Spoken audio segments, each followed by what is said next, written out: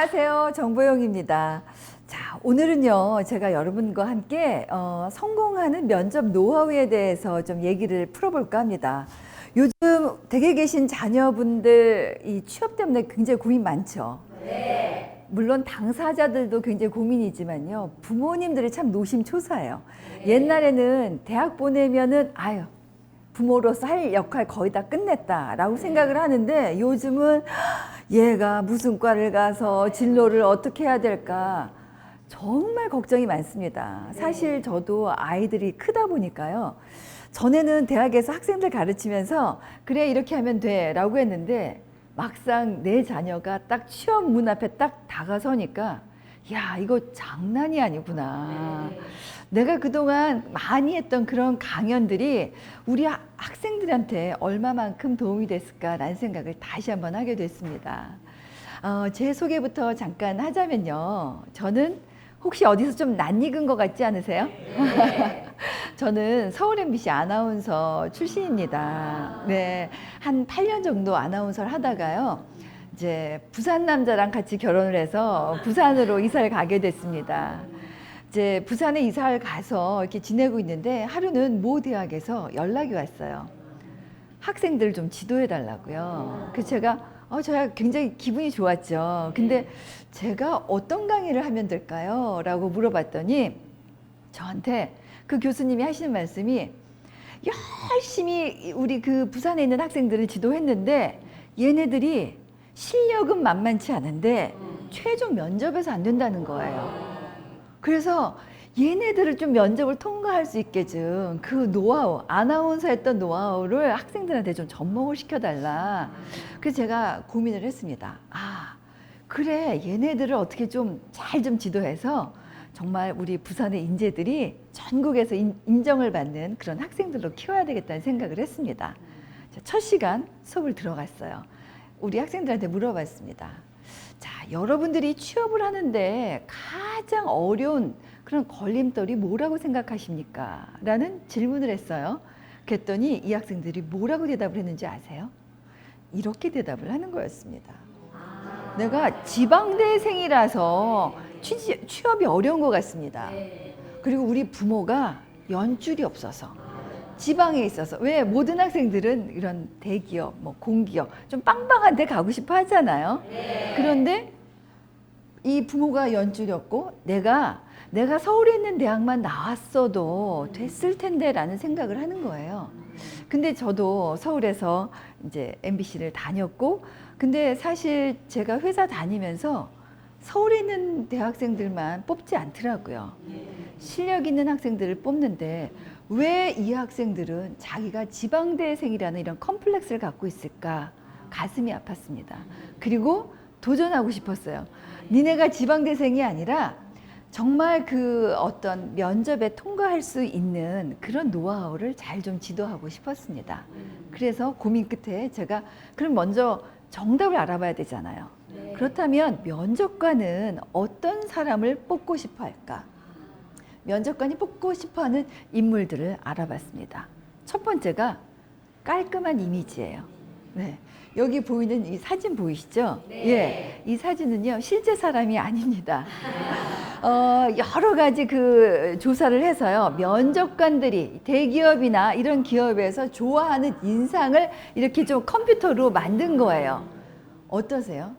봤을 때 좀 깔끔하죠? 예. 일단 이런 깔끔한 이미지가 굉장히 중요하더라. 그리고 또 신뢰감 있는 말투. 그러니까는 지방대생들한테 가장 걸리는 거는 사투리였어요. 제가 이렇게 지도를 하면서 느낀 게요. 학생들한테 이제 학교에 가서 출석을 부릅니다. 그러면 학생들이 이렇게 대답을 해요. 네. 홍길동. 네. 그러면 저는 그때부터 수업을 시작하는 거예요. 대답 명확하게. 그리고 앞에서 말을 하는 사람을 쳐다봐. 예. 그래서 짧고 힘있게. 자, 따라해봐. 네. 따라해 보실까요? 시작. 네. 예, 이렇게 하는 거예요. 하는데 그 자기의 호명한 사람을 눈을 보면서 얘기했죠. 그리고 한 가지 더. 웃으면서 해야 되죠. 예. 그러니까 깔끔한 이미지가 그냥 깔끔하게 예쁜 화장을 잘한 그런 이미지가 아니라 살아있는 듯한 느낌이 들어야 돼요. 자, 여러분 제 표정 보고 한번 따라 하실래요? 자, 하와이, 와이키키. 제가 이렇게 시켰더니요. 어떤 학생들은 하와이, 와이키키. 이렇게 아주 못 씹은 듯한 그런 아주 떨떠름한 표정을 지을 때가 있어요. 자, 다시 한번 따라해 보실까요? 하와이, 와이키키. 예. 이렇게 하면 학생들이 이래요. 하와이. 뭐냐면 웃었다가 표정이 금방 어두워집니다. 뭐냐면 또 웃었다가 말할 때는요. 굉장히 심각해져요. 자, 면접을 보러 가면 그 상황이 굉장히 긴장되는 순간이에요. 아는 것도 생각이 안 나고요. 머릿속이 하얘집니다. 그러다 보니까 웃을 이유가 어디 있겠어요. 근데 우리가 꼭 생각해야 되는 것은 환하게 웃을 때 우리 뇌가 엔돌핀을 내보냅니다. 그런데 내가 긴장해 있으면 이거 지금 굉장히 심각한 상황이야. 아드레날린이 쫙 나와서 온 몸이 이렇게 긴장을 하게 됩니다. 그래서 일단은 환하게 웃는 게 중요합니다. 자, 이 방송을 보시는 분들 그리고 또 여기 계신 분들 제 강의가 끝날 때까지 이렇게 활짝 웃으면서 하세요. 왜냐하면요. 표정을 내가 원하는 아주 활기차고 힘있는 표정을 짓는 데는요. 몇 시간이 걸리는 줄 아십니까? 궁금하시죠? 무려 80시간이 걸립니다. 그러려면 하루에 2시간씩 계속 가장 자기가 멋진 표정을 훈련을 하셔야 돼요. 그런데 웃는다고 이제 이렇게 해요. 제가 하와이 그랬더니 하와이 이렇게 되면 흔히 썩소라고 하죠. 뭐냐면 웃는 표정도 아주 활기차고 힘있는 표정. 뭐냐면 여기서 깔끔한 이미지는요. 그 회사의 이미지를 대변할 수 있는 그런 모습입니다. 그래서 오늘 제 방송이 끝날 때까지 계속 웃으면서 거울 한번 보세요. 보시고 환하게 웃은 다음에 계속 이렇게 쳐다보시길 바랍니다. 이런 모습일 때 또 사람이 느낌이 달라져요. 그리고요. 또 깔끔한 이미지 이건 뭐냐면요. 학생들 이렇게 지도하다 보면 대학교 4학년이고 면접을 다 앞두고 있는데 아직도 머리를 이렇게 특히 남학생들 이상한 색깔로 물을 들여서 더벅머리를 하면서 취업 준비를 하고 있는 친구들이 있어요. 취업 준비를 한다는 것은요. 바로 당장 오늘 오후라도 아니면 내일이라도 당장 갔을 때 자기를 딱 면접을 봤을 때 이런 이미지를 가꿔야 되는데 요즘 취준생들은요. 너무 공부만 열심히 해요. 그래서 집에 가서 자녀들한테 남학생들도 그렇고요. 너의 가장 멋진 모습이 어떤 건지 네가 기억을 하고 그 다음에 그 표정을 계속 기억을 해라. 그리고 누가 불렀어도 내가 아니라 네. 자, 다시 한번 해보실까요? 네. 예. 이런 느낌으로 말씀을 하셔야 됩니다. 그리고 또 실력이나 판단요. 이거는 본인이 갖춰야 되는 모습이고요. 자, 이 네 가지가요. 자세히 보니까 바로 아나운서를 뽑을 때 그런 이미지였어요. 그래서 제가 정말 아나운서를 트레이닝 시키는 그런 마음으로 학생들을 준비를 시켰더니 정말 결과가 좋더라고요. 제가 어느 종합병원의 그 교수님하고 의대 교수님 이제 스피치를 지도해 드렸어요. 근데 제가 지도하는 학생들이 그 의전원에 전부 다 합격이 되는 거예요.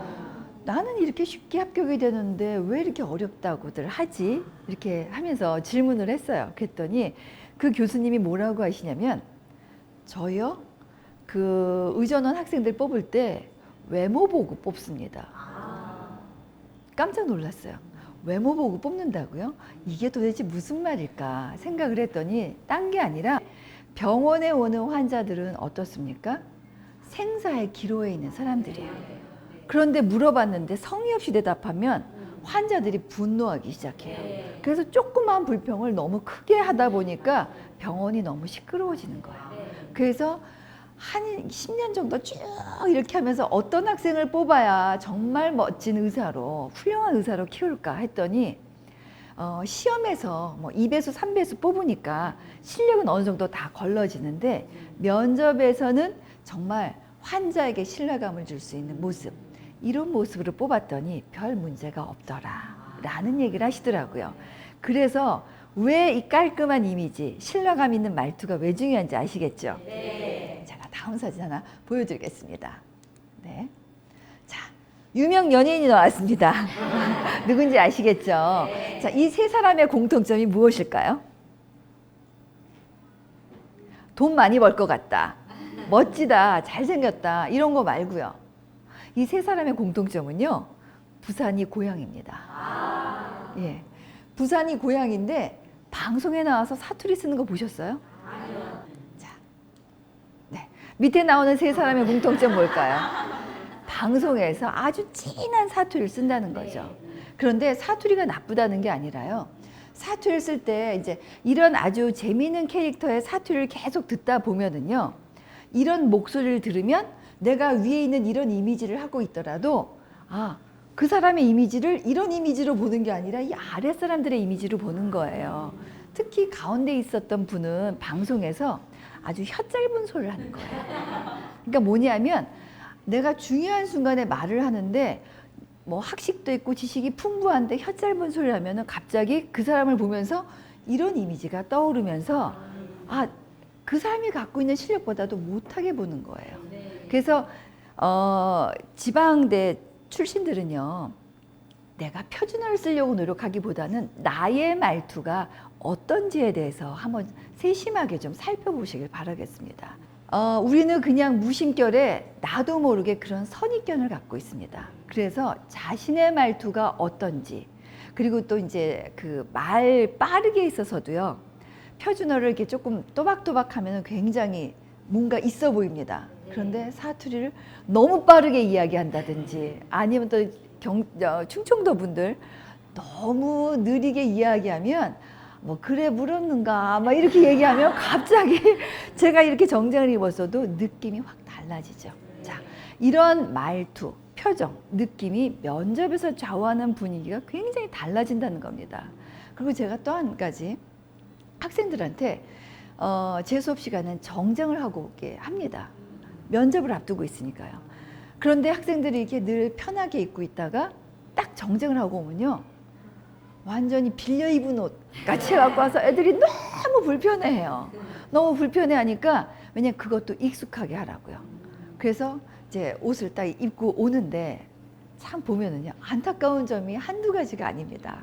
왜냐하면 요즘 젊은이들이요, 옷을 이렇게 좀 쫙 달라붙게 입어요. 바지서부터. 그런데 어른들이 보시기엔 어때요? 안 좋죠. 그리고 바지도 너무 짧아요. 거기다 신발도 너무 튑니다. 그런데 내가 어떤 공기업이나 좀 이렇게 조금 이렇게 좀 보수적인 성향의 그런 직장으로 취업을 한다. 그럴 때는 그 직장의 그런 트렌드 있잖아요. 그런 느낌으로 옷을 입어야 되는데 아이들한테 정장하고 와 그러면은 막 너무 끼고 이상하고 막 이런 옷을 입고 와요. 그리고 또 이 양복도 우리가 흔히 얘기하는 어른들이 보기에는 조금 날티나는 그런 옷을 입고 옵니다. 그러면 그거를 지적을 하면 부모님이 지적을 하면 그러죠. 부모한테는 엄마는 유행도 모르고 이래요. 그런데 막상 가서 떨어지고 나면 면접까지 가기도 어려운데 면접 가서 의상 때문에 떨어지는 경우들이 종종 있습니다. 왜냐하면 그 사람의 입은 옷을 보면요, 그 사람이 어떤 생각을 하는지, 어떤 환경에서 자랐는지 그 사람의 어떤 수준을 알 수 있게 됩니다. 그래서 무엇보다도 자신을 이렇게 좀 다시 한번 좀 되돌아볼 수 있고 객관적으로 볼 수 있는 훈련이 필요합니다. 자, 제가 또 한 가지 또 보여드릴게요. 우리가 이렇게 누군가에게 메시지를 전달해요. 제가 이렇게 메시지를 전달하잖아요. 누군가에게 전달하는 이 메시지가 상대방이 몇 퍼센트나 기억을 할까요?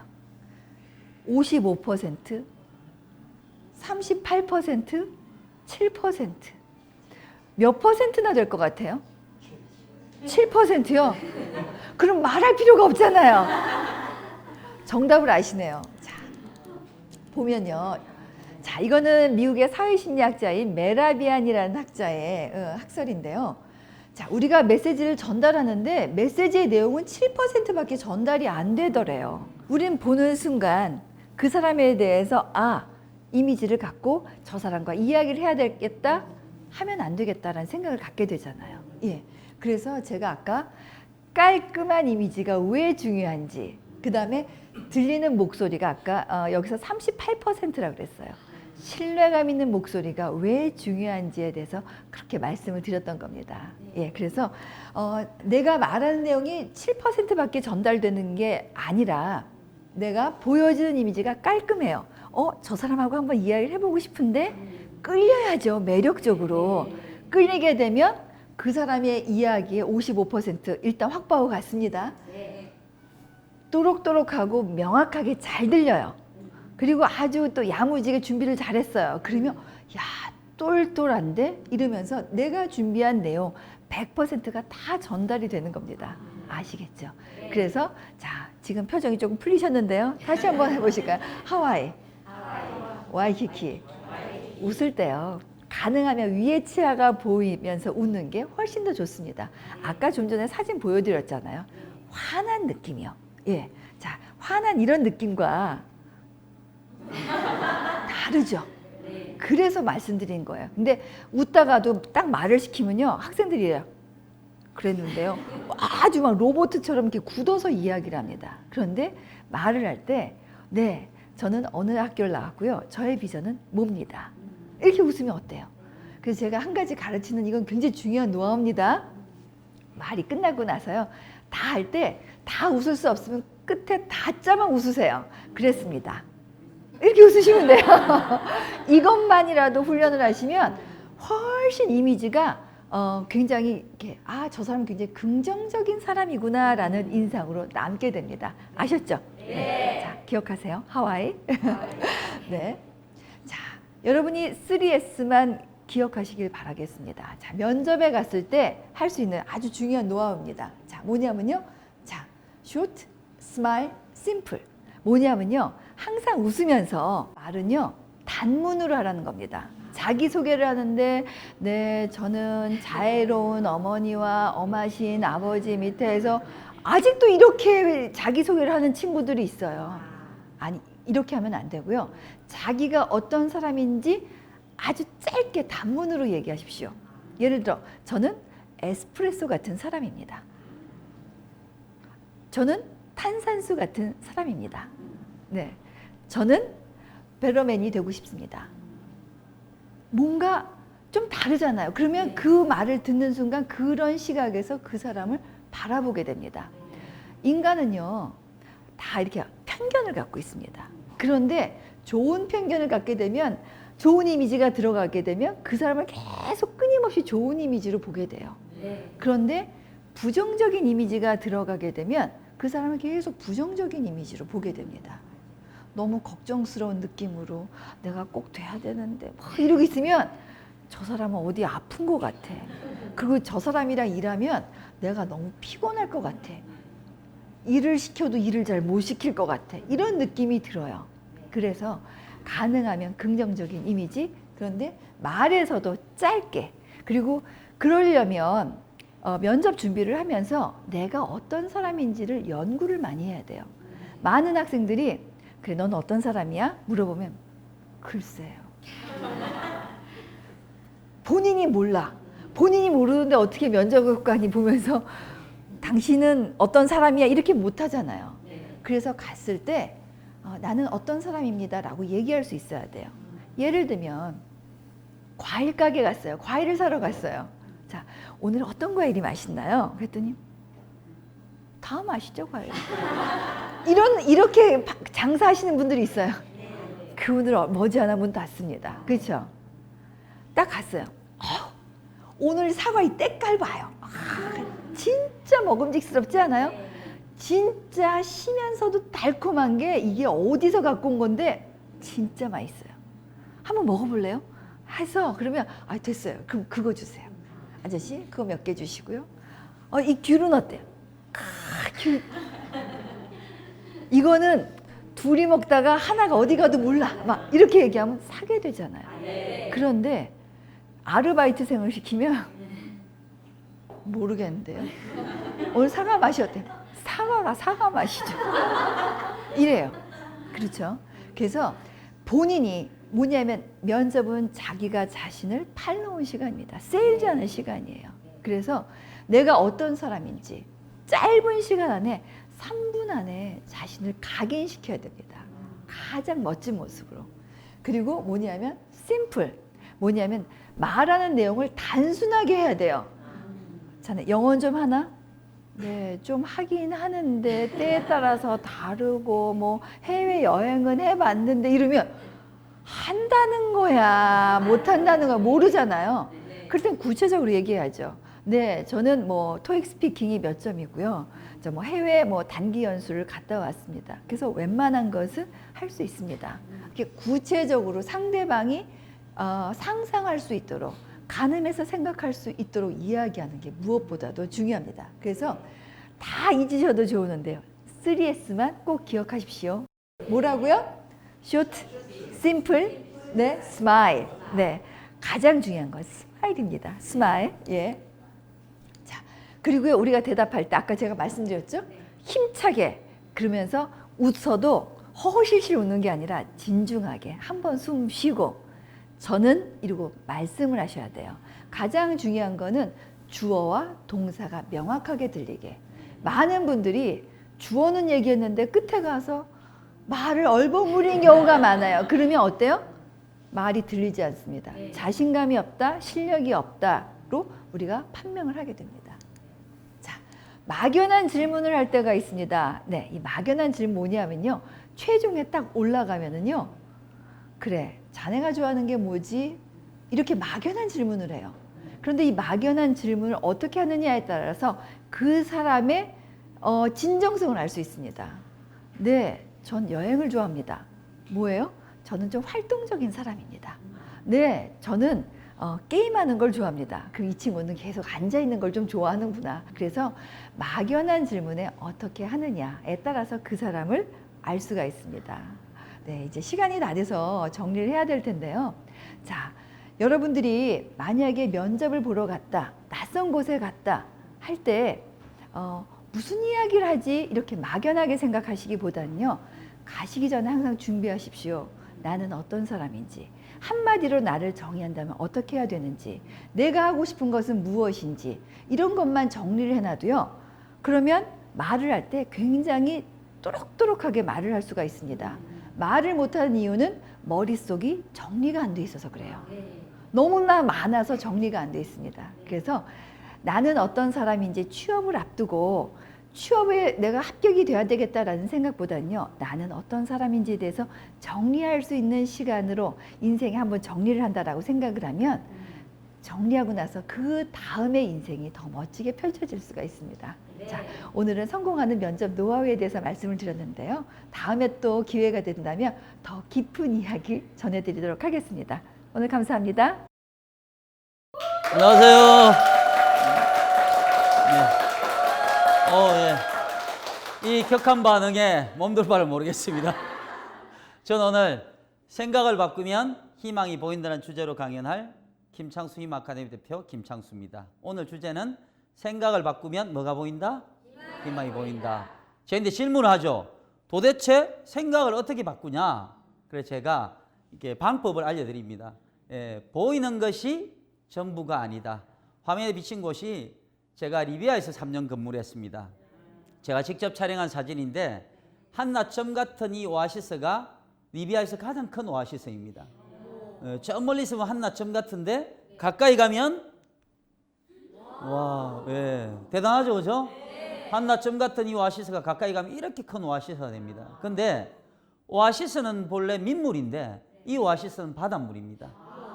마실 수 없습니다. 100개의 오아시스가 있다면 하나 정도가 해당되는데 보이는 것이 뭐가 아니다? 전부가 아니다. 그럼 이 오아시스에서 처음 이 오아시스를 바라보았던 것을 보면 이렇게 됩니다. 저 산 위에 있는 게 차입니다. 차. 차 옆에 서 있는 게 말뚝 같은 게 뭘까요? 사람. 예. 우리네 인생이 정말 대단하신 분들이 이 세상을 살아가는데 우리네 삶이 저 멀리에서 우리를 지켜보면 우리네 삶이 한낱 점에 불과하더라. 보이는 것이 뭐가 아니다? 전부가 아니다. 이게 생각을 바꾸는 첫 번째 연습입니다. 생각을 바꾸는 두 번째 연습을 해보도록 하겠습니다. 자, 내 마음의 욕심을 내려놓자. 우리가 얼마나 욕심이 많게 사는지 직접 테스트를 한번 해볼게요. 주먹을 한번 쥐어봅니다. 주먹을. 자기 눈앞에서 한 30cm 떨어져 가지고 자, 오른손 엄지를 펴니다. 오케이. 오른손만 왼손 새끼 손가락을 펴니다. 다 되죠? 예, 지금부터 이제 어마어마한 일이 발생합니다. 저를 한번 잘 봐보세요. 왼손 엄지 오른손 새끼로 바꿉니다. 오마야 애구머니다. 반대로 오른손 엄지 왼손 새끼 손가락.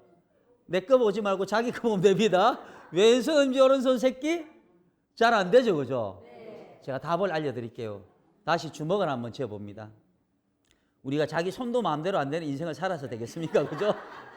자, 오른손 엄지 펴시고, 오케이. 왼손 새끼 손가락. 이건 다 되죠? 둘 다 한번 접어보세요. 제가 하자는데 빨리 하지 말고 이제는 왼손 엄지를 펴고, 오케이. 오른손 새끼 손가락. 잘 되죠? 다시 둘 다 접어봅니다. 예, 오른손 엄지, 왼손 새끼. 잘 되죠? 근데 이거를 남들보다 빨리 가야 추세하잖아요. 그죠? 그럼 어떻게? 반대로 이러면 접고 펴고 접고 펴는데 반대로 하는 순간 손을 펴는 거예요. 그 순간 내가 이 손을 편지 이 손을 편지 헷갈리는 거야. 맞죠? 그죠? 네, 손을 내리고 같이 한번 해봅니다. 나는 내 손도 내 마음대로 안 되는 인생을 살고 있더라. 나는 지금부터 내 마음의 욕심을 내려놓고 살겠다. 네, 이것이 생각을 바꾸는 연습입니다. 자, 다시 생각을 바꾸면 희망이 보입니다. 지금부터 보이는 것이 전부가 아니고 내 마음의 욕심을 내려놓고 살아보자만. 지금부터 제가 강연을 시작하도록 했어요. 첫 번째, 운명이란 무엇이냐? 운명이란 사전에 찾아보면 이렇게 나옵니다. 이미 정하여져 있는 목숨이나 처지. 그것이 뭐다? 운명이다. 예, 우리 세잎클로버의 운명은 뭐다? 행복. 뭐라고요? 시작. 행복. 네잎클로버는? 그렇죠. 우리는 이미 뭐 한데? 행복한데 뭘 찾고 있더라? 행운을. 그래서 불행하다는 거죠. 그래서 알겠습니까? 자, 따라해보면 나는 행복한 사람. 앞으로도 계속 행복할 사람. 자, 그럼 제가 이 자리에서 왜 감히 지금 행복하다고 당당하게 말씀드릴 수 있는지 제가 살아가는 운명을 보여드리겠습니다. 울 준비하셔야 됩니다. 예, 울 준비하셔야 되고, 저는 제 목소리를 들어서 아시겠지만 저는 경상도 촌놈입니다. 예, 서울에서 13년째 살고 있지만 사투리를 아직 고치지 못한 경상도 촌사람인데 제 운명은 이렇습니다. 경남 어령의 내가구 산골 마을에서 태어났습니다. 동네를 다 팔아도 1억이 안 됩니다. 혹시 귀촌하고 싶다? 저희 동네로 오시면 동네를 바쳐드리겠습니다. 이렇게. 그런데 저희 집에는 4명의 아픈 가족이 있습니다. 백혈병 2명, 치매 1명, 암 1명. 이렇게 4명의 아픈 가족이 있는 그러한 집에서 태어났어요. 저는 대기업 건설회사에서 16년을 근무했습니다. 잘 나가는 건설회사. 16년을 근무하고도 빚이 많아져서 빚 갚으려고 희망퇴직을 해서 2억의 빚을 갚고도 4억의 빚이 남아있는 44살 노총각입니다. 44년 동안 살면서 단 한 번도 이 운명에서 벗어나 보지 못했습니다. 얼마나 더 살아야 이 운명에서 벗어날 수 있을지 모릅니다. 하지만 저는 포기하지 않겠습니다. 왜냐하면 가족은 힘들다고 버리는 것이 아니라, 가족은 눈물 난다고 버리는 것이 아니라 두 손 꼭 잡고 살아가야 될 가치이기 때문에 그렇습니다. 그래서 제가 여쭤보겠습니다. 이렇게 살아가는 창수의 운명보다 행복하십니까? 불행하십니까? 다시 한번 여쭤보겠습니다. 행복하십니까? 불행하십니까?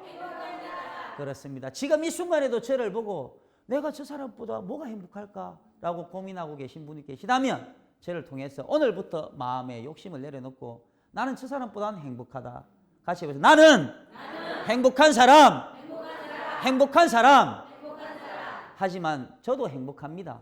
남들은 불행하다고 하지만 저희 집에 4명의 아픈 가족에 비하면, 그 가족의 병에 싸우는 그런 병마에 비하면 저는 돈만 벌면 되니까 가족에 비하면 제가 짊어진 짐의 무게는 가볍다고 생각합니다. 이것이 제가 살아가는 운명이고요. 그러면 두 번째로 열정이 무엇인지에 대해서 제가 설명을 좀 드리도록 하겠습니다. 열정의 사전적 의미는 열중하는 마음입니다. 열중하는 마음. 어떤 분의 열정은 성냥개비처럼 타올라 자, 술 끊겠다 며칠 가죠? 예, 담배 끊겠다 며칠 가죠? 다이어트 하겠다 며칠 가죠? 그렇습니다. 그게 성냥개비 열정입니다. 하지만 어떤 분의 열정은 촛불처럼 자신을 밝히고 가족을 밝히고 지역사회를 밝히고 대한민국을 밝힌다. 이 열정 누가 선택합니까? 본인이. 자, 따라합니다. 나는 나의 열정을 사랑한다. 사랑한다. 네, 오늘부터 열정을 사랑하셔야 운명을 바꿀 수 있습니다. 자, 그럼 저의 열정을 한번 보여드리겠습니다. 저는 동생 골수 이식 수술비 벌려고 리비아를 갔습니다. 3년 동안 근무했는데 올해 이 낙타 때문에 많이 힘드셨죠? 그놈 메르스 때문에 그죠? 예. 국가 경제가 힘듭니다. 저희가 있을 때 이 낙타는 순진했습니다. 예. 열심히 돈 벌었습니다. 행복했습니다. 하지만 곰곰이 생각해 보면 4명의 아픈 가족을 고향에 두고 이국만리 리비아에서 살아가는 게 쉬운 게 아니더라고요. 그래서 제가 삭발을 했습니다. 왜 삭발을 했냐 그러면 제가 제 가슴을 한번 때려보겠습니다. 엄청나게 소리가 크죠? 네, 저는 운동을 많이 했습니다. 정신이 나약해질 때는 몸을 때리면 됩니다. 그렇다고 망치를 가지고 때리면 안 됩니다. 그거는 제정신이 아니고 그죠? 자기 손으로 자기를 때리면 몸이 정신을 바짝 챙깁니다. 근데 리비아에서 아무리 자신의 가슴을 때리도 제가 정말 살아가는 제 자신을 이해할 수가 없습니다. 왜 나만 이런 현실이 처했는지, 왜 나이가면 이런 운명이 주어졌는지도 솔직히 저도 이해를 못하겠는 거예요. 그래서 삭발을 했습니다. 리비아는 57도까지 올라간 나라입니다. 57도에 삭발을 하고 햇빛에 나가 있잖아요. 머리가 익습니다. 으아! 이걸 느낍니다. 주위에 아무도 없습니다. 남들이 제정신이 아니라고 말할 사람도 없습니다. 그래서 참습니다. 잡아보잔 말이야! 이렇게 이걸 한국에서도 느낄 수 있습니다. 돋보기 하나와 온도계 하나를 사면 됩니다. 온도계를 두고 햇빛에 나와서 초점놀이를 하면 됩니다. 50도 올라갔을 때 온도계를 빼고 머리를 갖다 넣으면 됩니다. 머리가 있겠죠, 그죠? 아주 고통스럽습니다. 참아보자 이겁니다. 수술이 벌어서 우리 가족 살려보자 이겁니다. 그래서 견뎠고 한국으로 돌아와서 수술을 했습니다. 하지만 저희 가족은 지금도 수혈을 하지 못하면 살 수가 없는 병을 앓고 있습니다. 수혈한 게 뭡니까? 남이 다른 분이 헌혈해 주는 거죠. 근데 저는 사실 2007년까지 군대에 있을 때 딱 한 번 헌혈하고 헌혈을 못했습니다. 왜냐하면 주사 바늘만 보면 막 심장이 떨립니다. 예, 그래서 그런데 저희 가족은 남이 주는 피를 받아 살고 그래서 2007년부터 마음을 고쳐 먹었습니다. 선글라스를 끼고 헌혈하면 덜 무섭겠지. 그래서 선글라스를 끼고 헌혈하면 진짜 좀 덜 무섭습니다. 예. 해보자 말이야. 이렇게 하면 됩니다. 그래서 지금 128회 헌혈을 했고요. 지금 대한적 십자사 혈액관리본부 홍보위원으로 활동하고 있습니다. 보이는 화면에 보이는 빨간 피는 전혈입니다. 2달에 한 번 가능하고요. 노란 피는 혈소판과 혈장인데 혈소판은 60분에서 90분 정도 소요됩니다. 피를 넣었다 빼면서 좀 고통스럽지만 2주에 한 번 가능합니다. 대한민국은 혈액 수입국이니까 여기 계신 분들도 헌혈에 참여해 주시길 감히 좀 부탁드리고요. 저도 2007년까지는 한 번밖에 안 했습니다. 그러니까 지금까지 한 번 안 하신 분도 괜찮습니다. 지금부터 도전하시기로 하고요. 저는 44 노총각이라서 아직까지 뭐 애인도 없고 딱히 부인도 없죠, 그죠? 그래서 토요일, 일요일 날 놀면 뭐 하겠습니까? 총각이 그죠, 노총각이. 그래서 길거리에서 이렇게 헌혈 홍보를 합니다. 예, 신촌 강화문에 가면 피켓을 들고 피가 부족합니다. 제발 헌혈 좀 하고 가주세요. 목이 터지라며 사람들이 지나가다가 혹시 미친 사람? 아니네 이러고 들어와서 헌혈을 해줍니다. 평상시에 50명 정도 헌혈을 하면 제가 이렇게 서 있으면 80명 정도 헌혈을 하는 거죠. 그럼 제 때문에 30명 헌혈 더 한 거죠. 제가 죽기 살기 헌혈해도 128회 헌혈했어요. 근데 제가 233회 봉사활동을 했어요. 한 번에 30명씩이면 6,990명이 저 때문에 헌혈을 했고 6,990명이 살아있죠. 예, 제가 죽기 살기로 헌혈하는 것도 좋지만 길거리에서 죽기 살기로 떠드는 것도 훨씬 효율적이다. 이래서 신촌 강화문에서 길거리 헌혈 홍보를 하고 있고요. 혹시 제 방송을 보신 분도 관심 있으시면 대한적 십자 여러 헌혈의 집이 있으니까 오셔서 길거리 헌혈 홍보를 해주시기를 부탁드리겠습니다. 저는 95 치매 할머니가 계십니다. 지금도 요양원에 계신데 그 할머니 생각해서 매주 이렇게 웃음치료 봉사활동을 합니다. 처음에는 그냥 막 웃자 하다가 웃음치료사 자격증을 따서 웃음치료사 자격증을 따서 10년째 봉사활동을 하고 있고요. 저를 통해서 그분이 웃는 걸 보면 저도 마음이 행복하게 그래서 항상 감사한 마음으로 봉사활동에 임하고 있습니다. 그런데 문제는 뭐더라고요? 병원비가 저는 대기업 차장이었습니다. D건설입니다. 근데 차장 정도면 연봉 1억 정도 됩니다. 근데 1억 원은 감당할 수 없는 병원비 생활비가 나갑니다. 계속 빚이 늘어나죠. 그래서 2007년도에 마음을 먹고 책을 한번 써보자 했습니다. 저희 어머니 처녀 때 시집을 섭작하신 게 있어요. 그래서 제가 피가 안 흐르겠나. 그래도 제가 도둑질 할 수는 없잖아요. 그죠? 그래서 아르바이트로 이제 투잡으로 부업으로 이제 강의를 하기 시작하는데 2년 만에 첫 번째 책이 나오고 4권의 책이 더 나왔는데도 베스트셀러가 안 되더라고요. 예. 저 피가 안 흐르는 것 같아요. 그죠? 그래도 토목공학과를 졸업한 제가 4권의 책을 집필했으니까 감사한 마음으로 살고 있고요. 그래서 결국은 빚 때문에 2013년도 빚이 6억 정도 되는데 2억 정도로 신용대출이 했습니다. 신용대출이 얼마나 무서운지 몰랐습니다. 꿈에 막 인간들이 나타나서 잡아먹으려 설칩니다. 너무 무섭더라고요. 그래서 이제 빚 청산을 하자. 그래서 퇴직금하고 희망퇴직금을 갚으면 2억이니까 2억으로 일단 신용대출만 불이라도 끄자. 그래가지고 이제 2013년 12월 31일 날 16년 근무한 대기업 차장을 희망퇴직하게 되었습니다. 남들이 미친놈이라 하대요. 야 이놈아 1억 연봉 대기업 차장을 왜 그만두냐고. 내가 제정신이냐 임마. 그래 제가 제정신이 아닙니다. 제정신이 아니니까 회사를 나왔겠죠. 제가 살아온 인생이 제정신이 아닙니다. 열심히 벌어도 병원비가 어렵습니다. 그래서 저는 회사를 그만두고 나와서 스타 강사 한번 해보자 이겁니다. 스타 강사 돼가지고 빚도 갚고 결혼도 하고 애도 낳고 한번 해보자 이겁니다. 근데 아직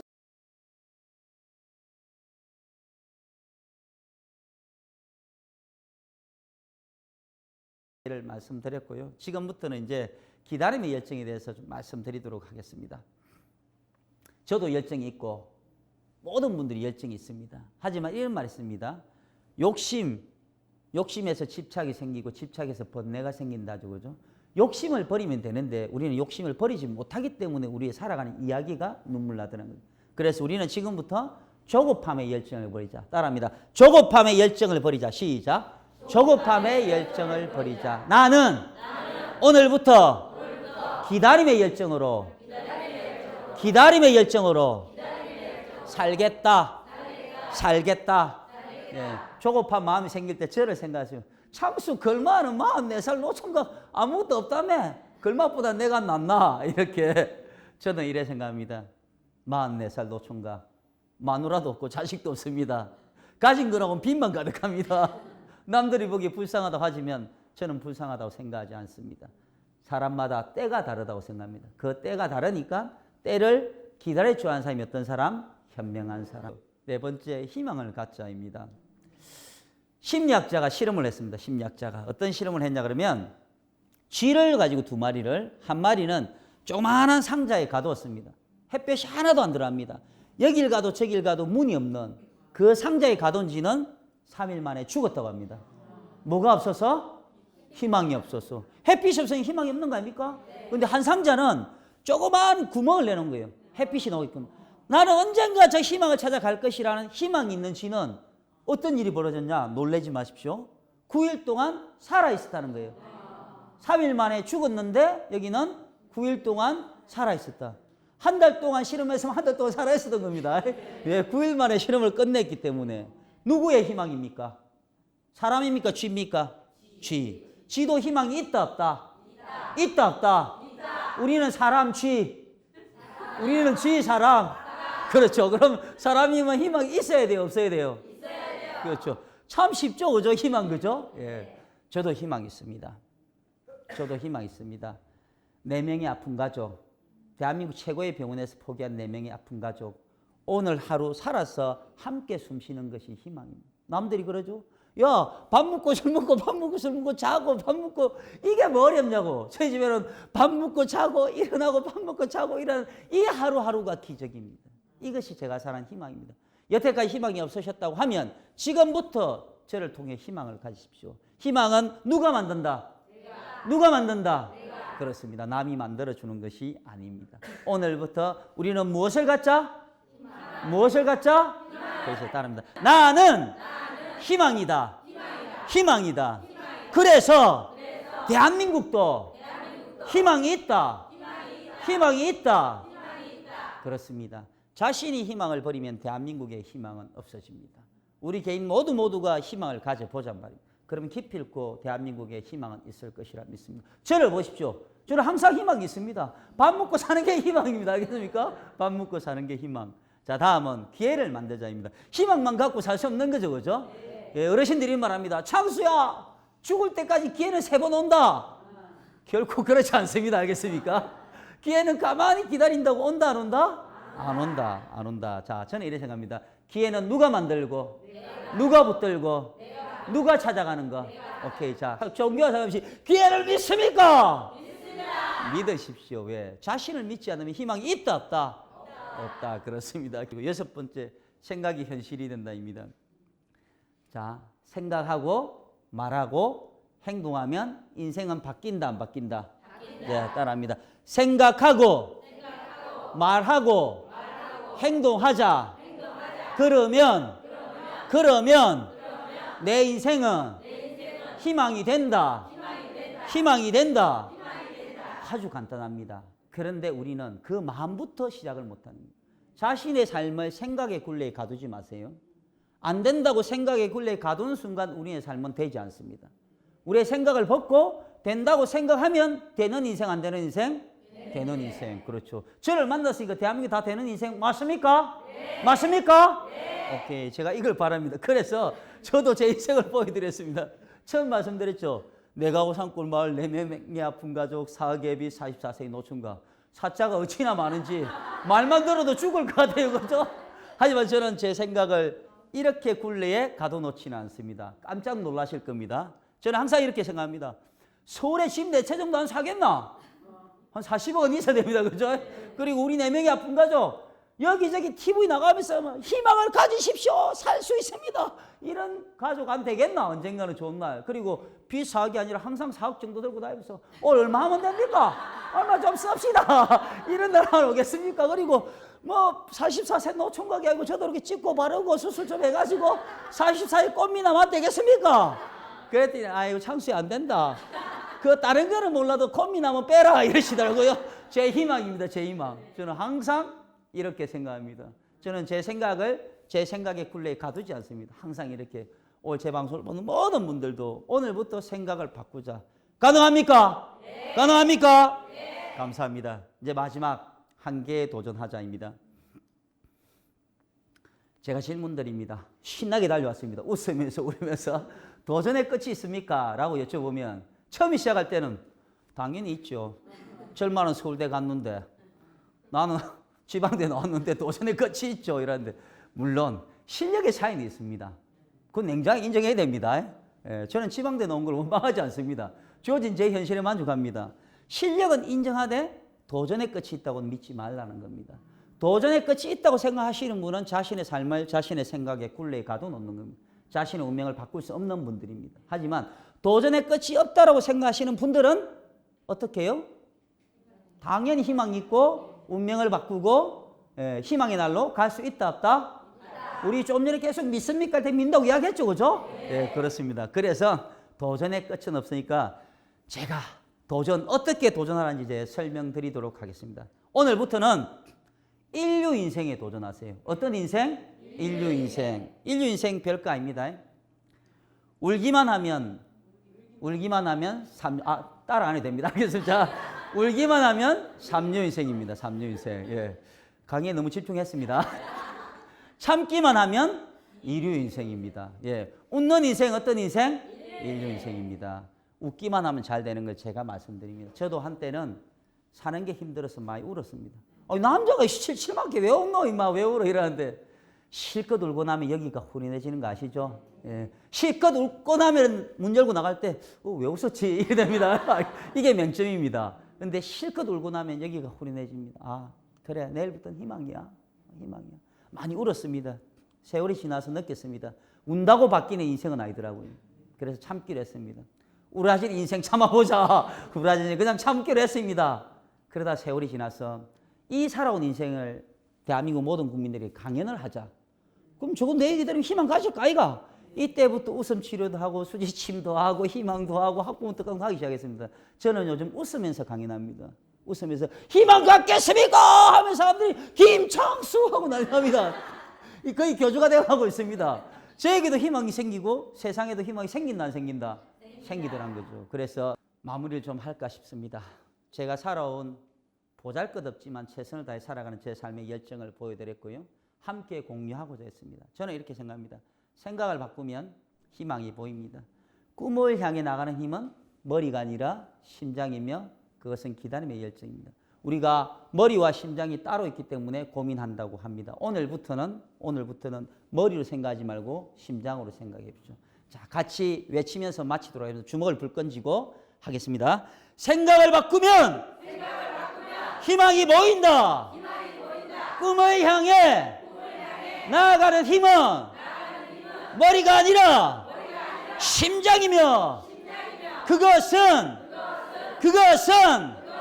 기다림의 열정이다. 감사합니다. 짧은 시간 동안 제 강의를 경청해 주셔서 감사드리고 오늘부터 희망 믿고 자신의 운명을 바꿀 수 있기를 기원드리면서 경청해 주신 여러분들께 감사드립니다. 고맙습니다.